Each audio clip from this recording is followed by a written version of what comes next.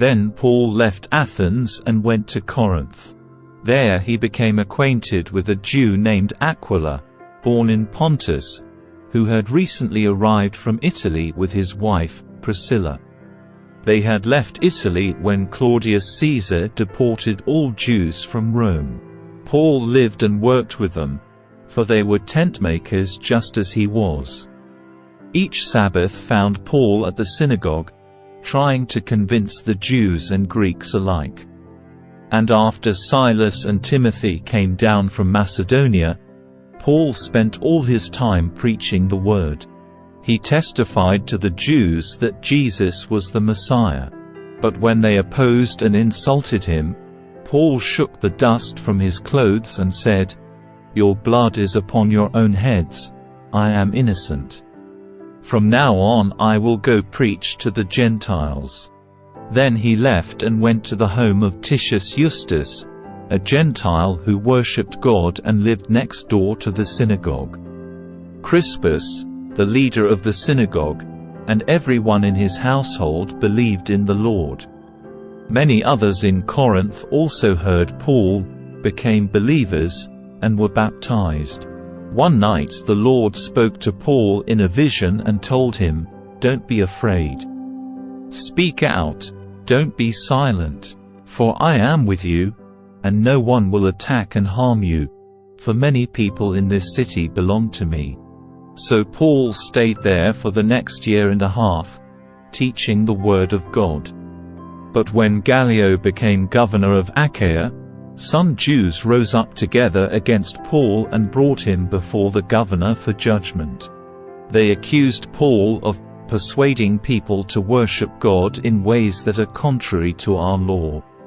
But just as Paul started to make his defense, Gallio turned to Paul's accusers and said, "Listen, you Jews, if this were a case involving some wrongdoing or a serious crime, I would have a reason to accept your case. But since it is merely a question of words and names and your Jewish law, settle the matter yourselves. I refuse to judge such matters." And he threw them out of the courtroom. The crowd then grabbed Sosthenes, the leader of the synagogue, and beat him right there in the courtroom. But Gallio paid no attention. Paul stayed in Corinth for some time after that, then said goodbye to the brothers and sisters and went to nearby Cenchrea.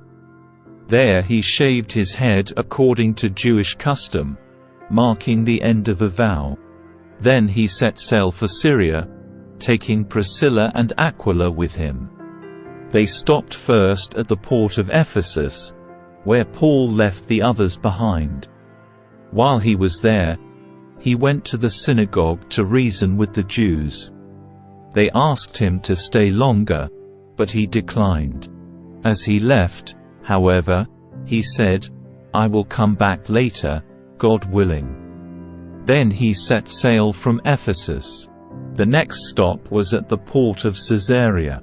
From there he went up and visited the church at Jerusalem and then went back to Antioch.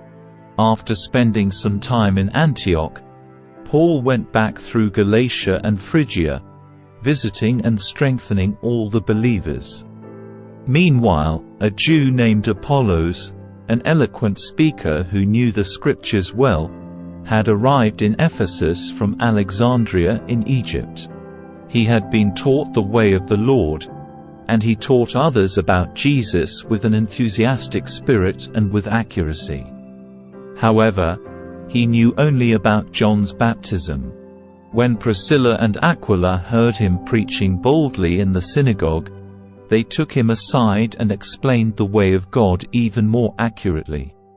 Apollos had been thinking about going to Achaia, and the brothers and sisters in Ephesus encouraged him to go. They wrote to the believers in Achaia, asking them to welcome him. When he arrived there, he proved to be of great benefit to those who, by God's grace, had believed. He refuted the Jews with powerful arguments in public debate. Using the scriptures, he explained to them that Jesus was the Messiah.